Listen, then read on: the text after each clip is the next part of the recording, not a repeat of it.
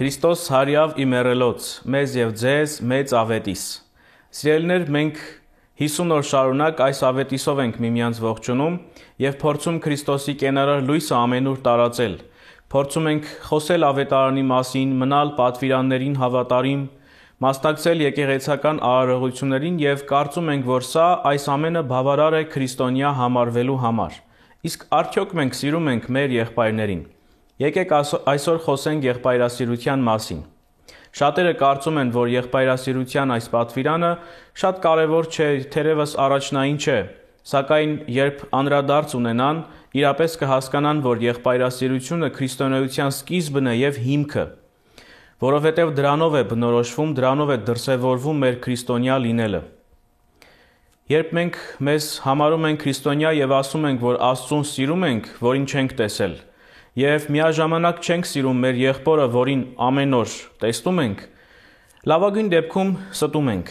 Հովհաննես առաքյալի ընդհանրական նամակում էլ, որ այսօրվա ընթերցումն է, խոսում է եղբայրասիրության մասին և շատ կարևոր պատվիրան տալիս մեզ։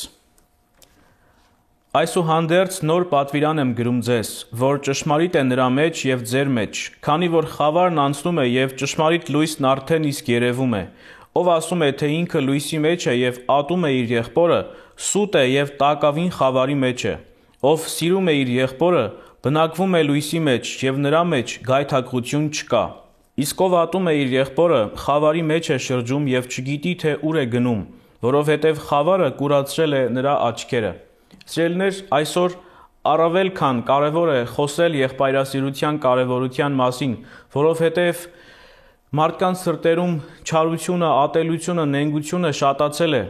և թերևս շատերը մոռացել են Քրիստոսի պատվիրանը, թողած պատվիրանը՝ սիրիր քո ընկերոջը ինչպես քո անձը։ Սակայն միևնույն ժամանակ Քրիստոս այս պատվիրանը պարզապես չասաց մեզ և չպատվիրեց այսպես անել, այլ անձնազոհ կերպով իր կյանքով փաստեց, թե ինչքան է սիրում ամենքիս։ Ուրեմն մենք էլ կարողանանք, սիրելիներ, Քրիստոսի թողած պատվիրանով,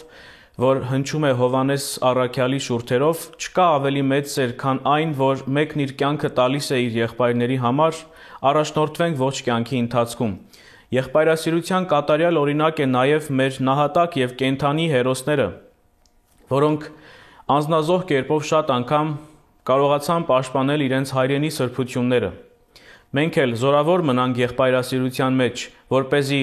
ամենքին պարզ դառնա, թե ում հետևորդներն ենք մենք և ում օրինակը մեր առջև ունենք։ Աստված պահապան ամենքիս։